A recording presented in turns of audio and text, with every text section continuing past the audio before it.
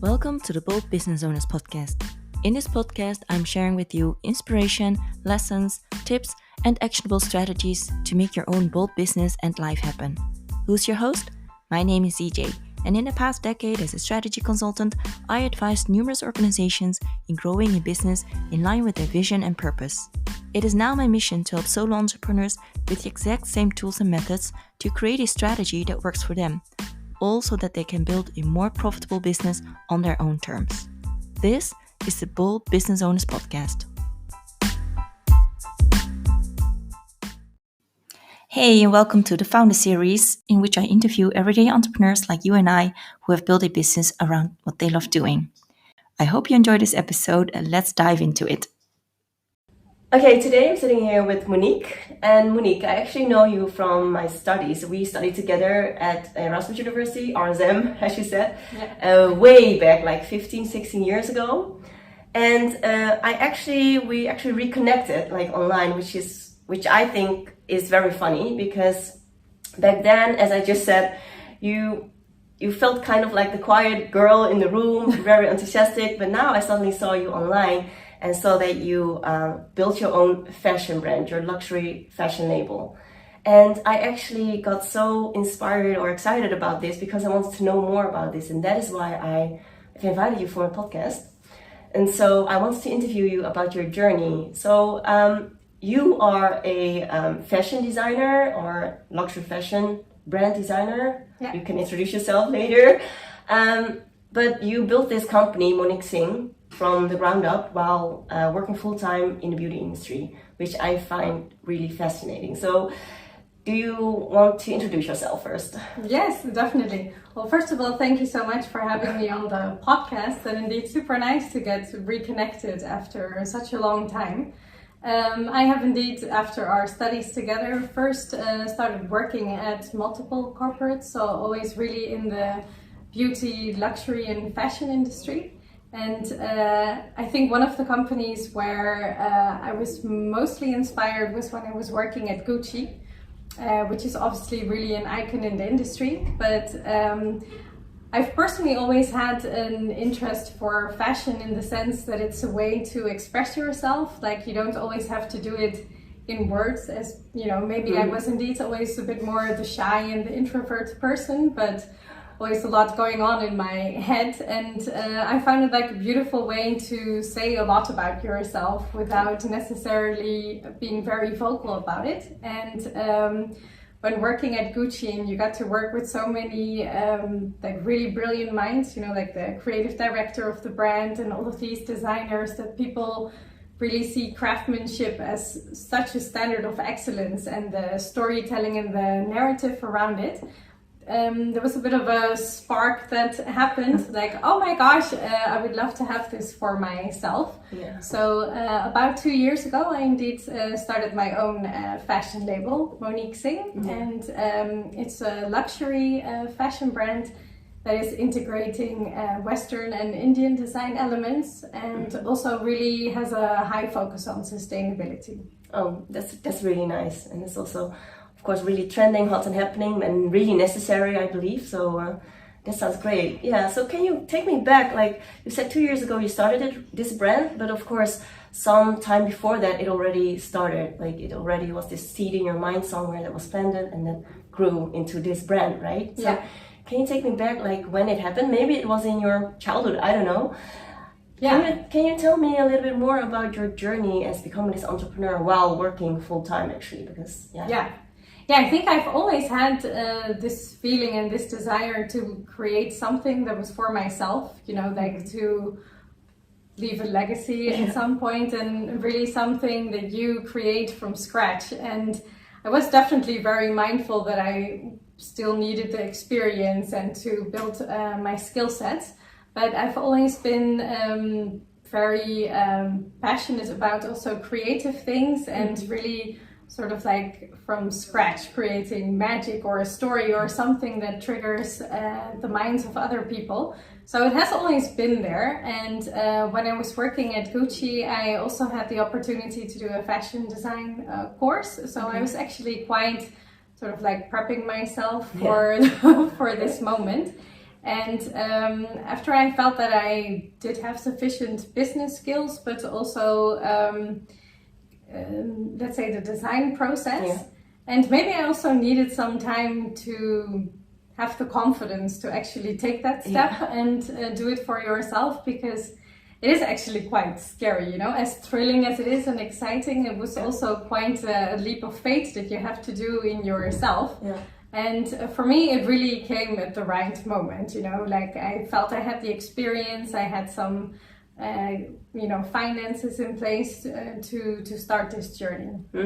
Yeah. And so were there some, like, so you started this, like, before you actually did this? I mean, it's like what you said, maybe you have to build your confidence first to really put it out there. Like, how did you got to this moment? Like, did you tell people about it? Did you do it like in silence? How did you?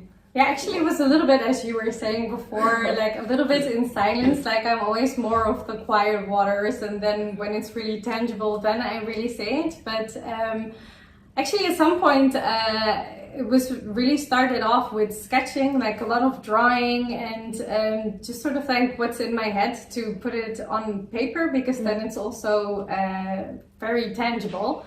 And then actually it was quite an organic journey, in the sense that first it was one drawing, then I had a mini collection where I felt quite like good about, and then I thought, well, let's make a sample out of one of them, and then gradually they were actual pieces hanging there. And then I had actually a really beautiful network of people, and we talked about, well, let's have a shoot, you know, create the lookbook. And it was so personal to me, so I did really everything myself, you know, like the art direction and the model, and what was it that I wanted to convey with the shoot and with the brand. So after it's it became all a bit more tangible and on paper, and I had the lookbook, then I don't know, it was a very emotional moment, because it was really everything that I wanted it to be.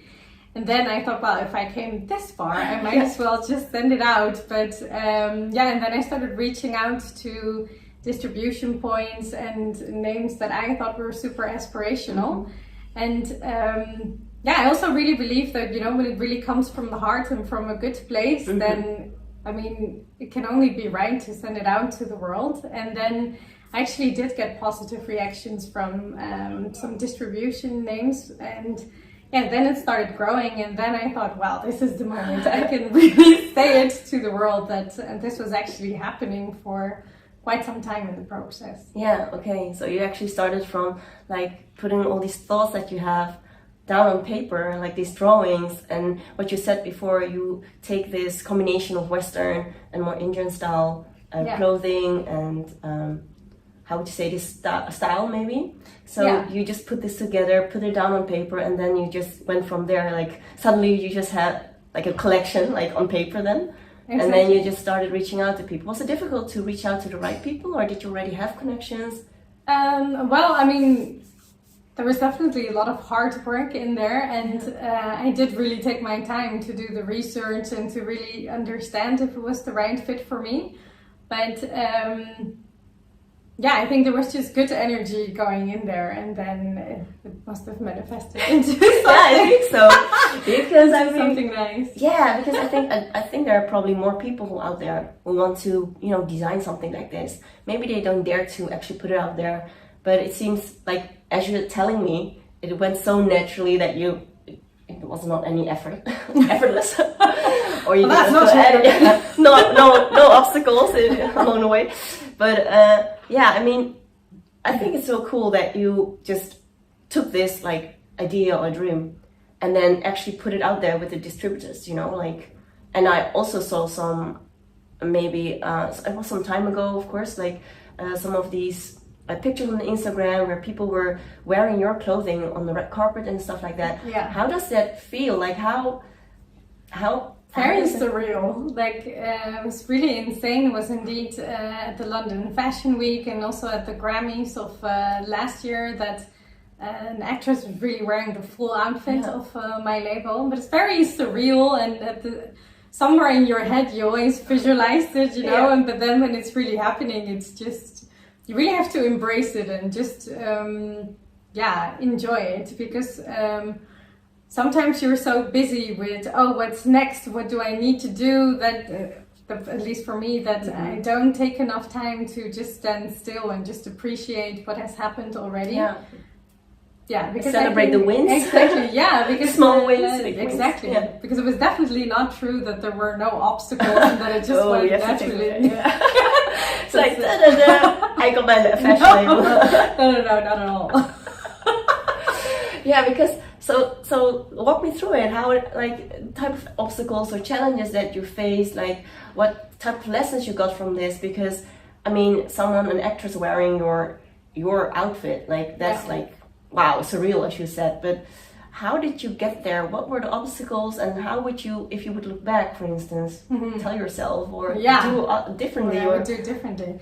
I think the first thing that's very important is that you do really take the time to for the strategy part and sort of like what is it that your brand has to offer in a very saturated market. So really do the due diligence on the business plan. I think that is definitely one of the tips, which I would definitely say that I got to do because of my work experience. And I mean, I've had quite some struggles in the whole like production process, with sometimes with finding the right people who really understand your brand and who can really create the pieces how you envisioned it in your head is actually quite it's really a journey to find the right people. I think one of the things that I really told myself is that it's really good to listen to that gut feel. Like with some people you have this feeling and you know that you can create something that's bigger together. But sometimes you also, even though somebody has a great CV or a resume, it just doesn't click, then you should also really listen to that voice. And I think what's really important is that you believe in yourself, because it's going to be like you're going to fall and then you need to get up and try again, and it's really the perseverance that's going to make the difference. I think that is really a big one. And the notion of do it, in my head it was like, well, you can also procrastinate, and then you're like 60, you're like, dang it, I wish I did this and this. But it's really about just take one step and then take another and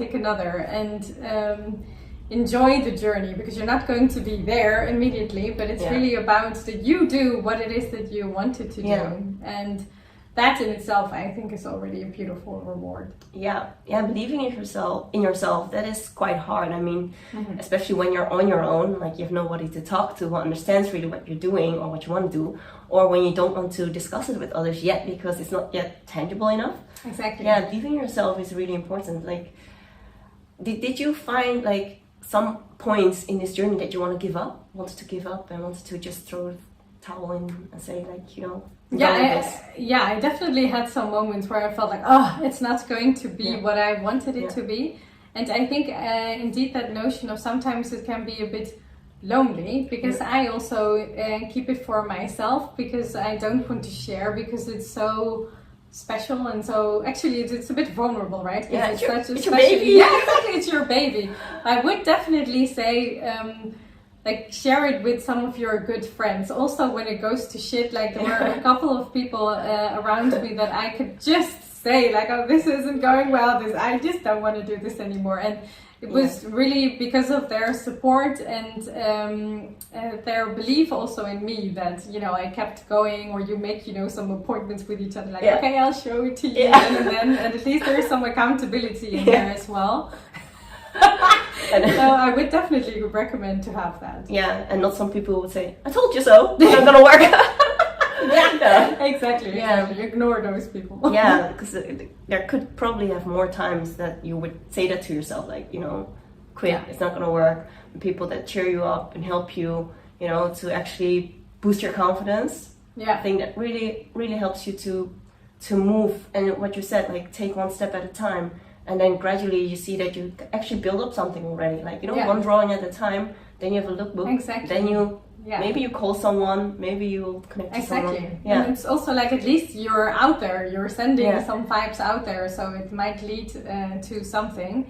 And by the way, one other tip that I would also definitely say, like, obviously we knew each other in in studies, where I think it's also one of those periods in time where you're still growing into yourself and you get to know yourself better.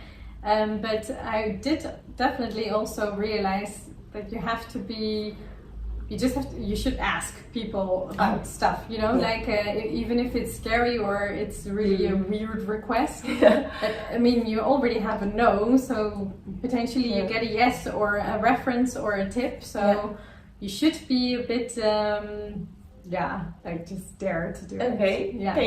I hear some examples here popping up, like maybe. Yeah. Like, can you show some examples of moments that you had that, like, actually asking is not, you know, asking is just asking, you know. Exactly. Asking can only make your world bigger. I think one example is in the beginning where I actually had a bit of I needed a muse, like I felt a bit demotivated, and there is one fashion brand, Manish Arora, which is an Indian fashion brand, and they're the only ones who are in Paris Fashion Week for 10 years consecutively, so they're really quite big and they've done beautiful things in the industry.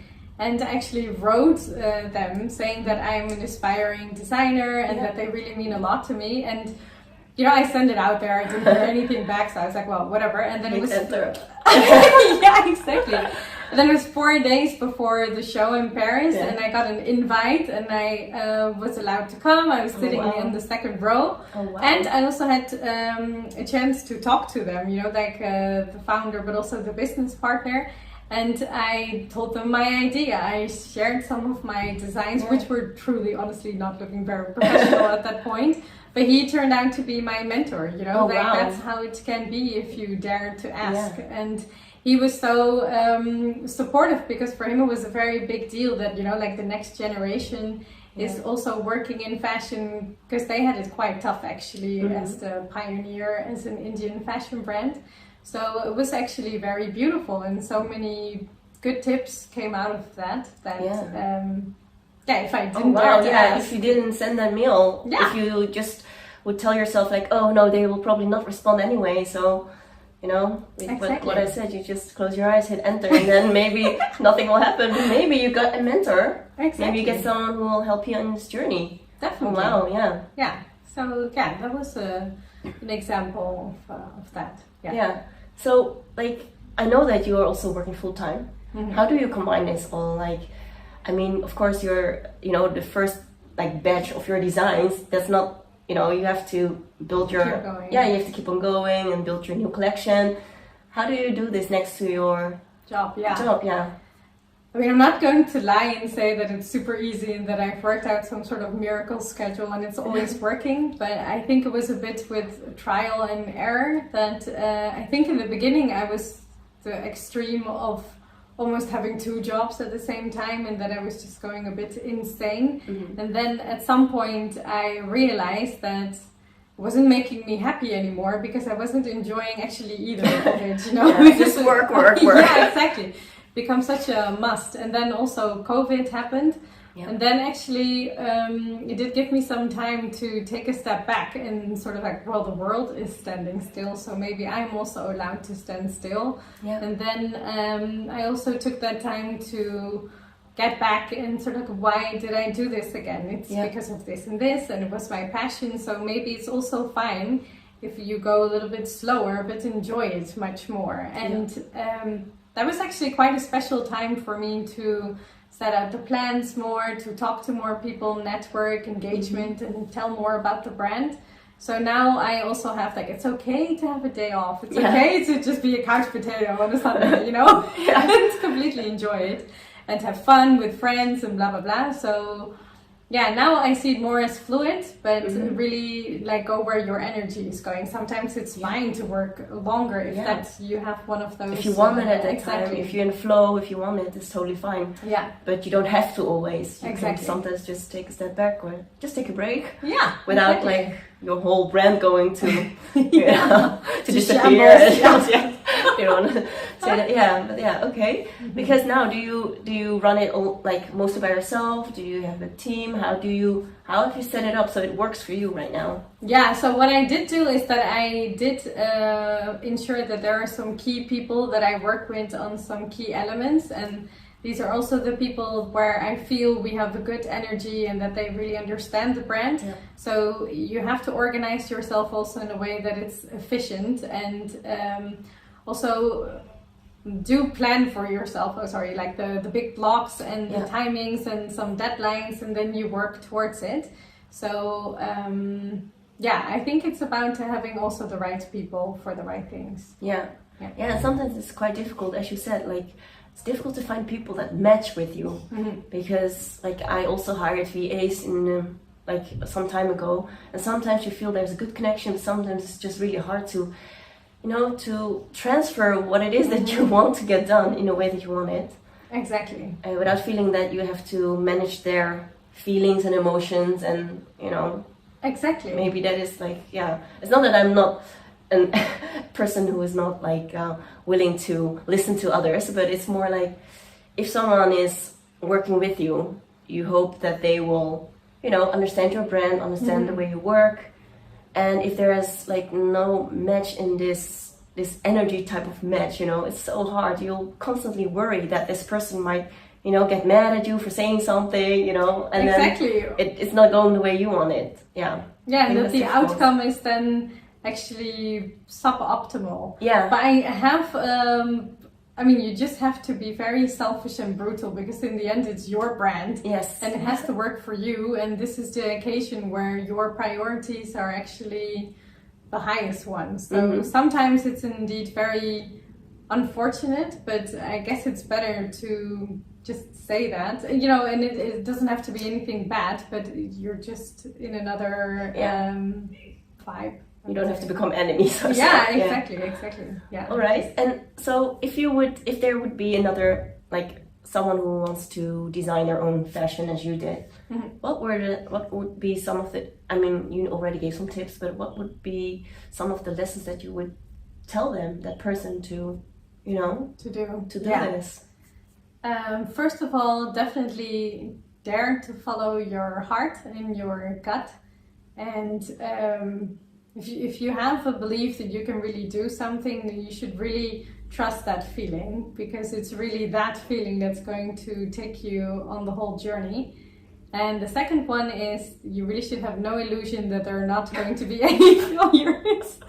Like there are going to be some, like several times that you're going to fall on your face. So it's really like that perseverance that I was talking about is really going to be the name of the game. Like, I'm very jealous if there are entrepreneurs out there, and there are some that just, work it in a one shot, but mostly that's not the case. So just power through. And the third one would be find the right people around you, and the fourth one is really have fun in the journey, either in the beginning, in the shitty places, and on the high points, but don't only strive for those moments to make it worthwhile.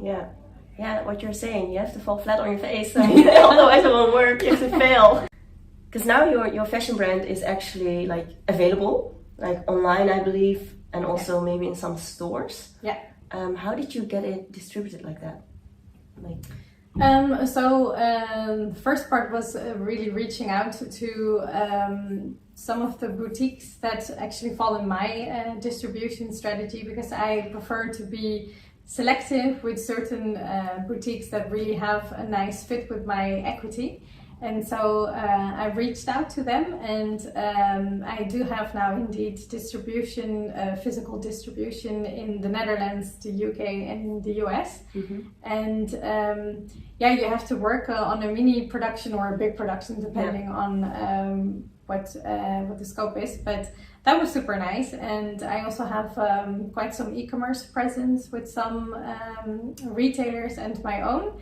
And I'm also part of the Selfridges Her initiative, which is like a rental elements for luxury clothing, because I do really believe that actually the fashion industry is quite a monster when it comes to sustainability.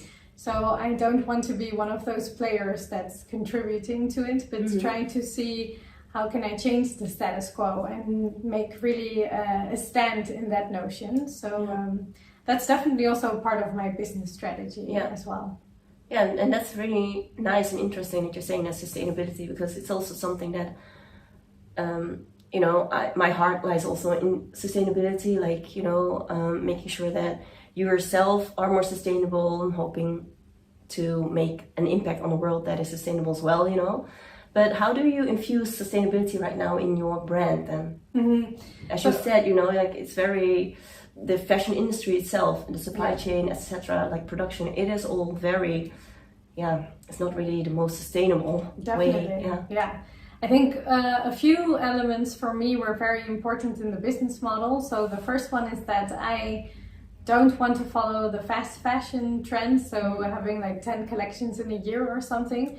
I really believe in slow fashion, and it's all trend seasonal, so timeless pieces of high quality, always handmade and super fitted. So when you have it and after 4 years you open your wardrobe, you still think like, oh my gosh, yes, I still have this jumpsuit, and you still want to wear it.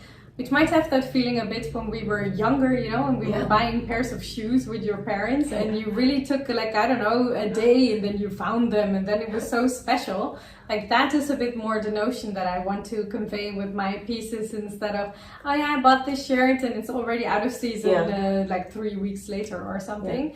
So that is one element, but then also the fabrics are all sustainably sourced, so they're all ISO certified, and also try to use alternative fabrics, so for instance faux leather and all organic cotton, so that you also explore a bit that side of the things. And additionally, I've made my second collection also on a made-to-order process, so that you don't have so much waste at the end, which is also creating quite a lot of non-sustainable things. And everything is handmade, as I said, in the Netherlands, so that I also control the CO2 element and the working conditions, because what I also find scary is if it's made somewhere far away, and it's of course quite difficult to be there, and then you don't know exactly what's happening. And for me it's very important that the product is really made with love and, you know, with the best intentions. So those are some elements that I've captured in. Oh, that's nice. I really like it, because especially like when it comes down to sustainability and these supply chains. Yesterday I just had an insight, like, you know, everything that we currently have in our house has been produced once. Emissions are still out there, you know, like everything, like, and you'll be astonished if you look around, like, you know, everything. And so it's very nice, and especially that made to order, what you're saying. Is that something you think consumers are ready for yet? Well, I think my shopper is, luckily. I mean, I have, thank God, organized it in a way that it's not like, well, you get it in 6 months. But it's no trending. You don't have to worry about trends anyway. Exactly. So it's like 10 working days, and then you have it. But most of my shoppers really appreciate it, because also I make it for you, so you share your sizes, and then it's really fitted for you. So in a way, they also really appreciate that there is nobody walking around with that item, because it's really made for your body. And that's also really in terms of body inclusivity, and it's all there. There's not a size that isn't there, or something it's made to order, like your custom size. So. Exactly. And even in 10 days it's still okay. If it's 6 months, your measures are different, but 10 days is okay. Like, the winter that happened. Couch potato for 6 months, Exactly. Okay, so where do you see yourself with Monique Singh, with the brand, like in a couple of years? What do you want to build? Like, what do you want to do?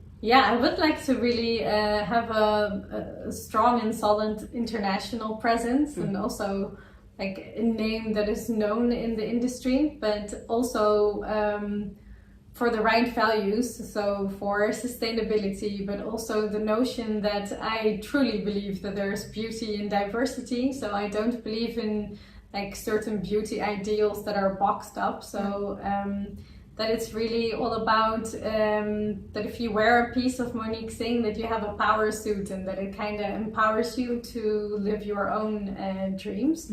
So that would be super nice. I do have like a list of people who I want to my close clothes to wear, so sending it out there. But and have fun while doing it. That it keeps being fun and meeting nice people that also open up your world. Yeah. So now it's still like this.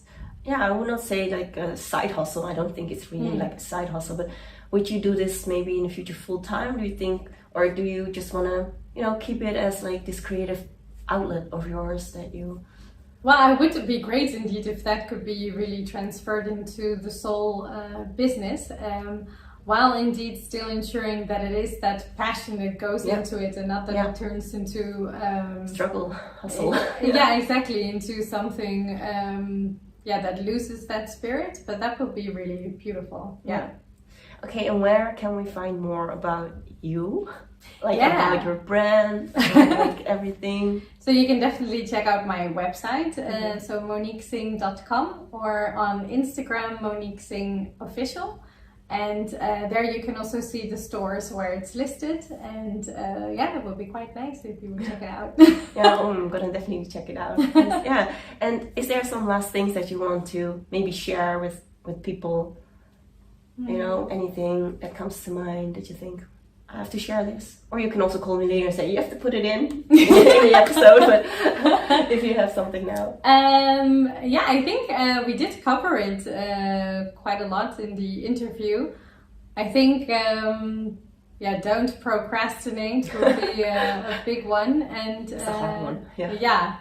And also don't be one of those people that is too opportunistic, like do make your business plan, do ensure that it squares, and then go for it. There's so much that we can do with your own ideas. Yeah. Okay. Well, I want to thank you for this interview. I really enjoyed it. Also your lessons and also your journey, which seems flawless and effortless as you mentioned it, like, as you told me. But I'm just curious to find out more about your fashion and especially in the future, like what will happen with your brand next. So thank you for this interview. And thank you for having me. It's so nice to do this. Thank you, and see you in the next, maybe in another episode, like in a couple of, that would be great. I don't know, months or years, we can do this again and see how it's going then. Yes. Yeah. Love that. It's accountability. Exactly. Thank you, CJ. Thank you so much for tuning in today. I hope you liked this episode, and if you do, please share it with others by making a screenshot of this episode and tag me on Instagram by using the handle @ZJMeansBusiness. And don't forget to leave a rating.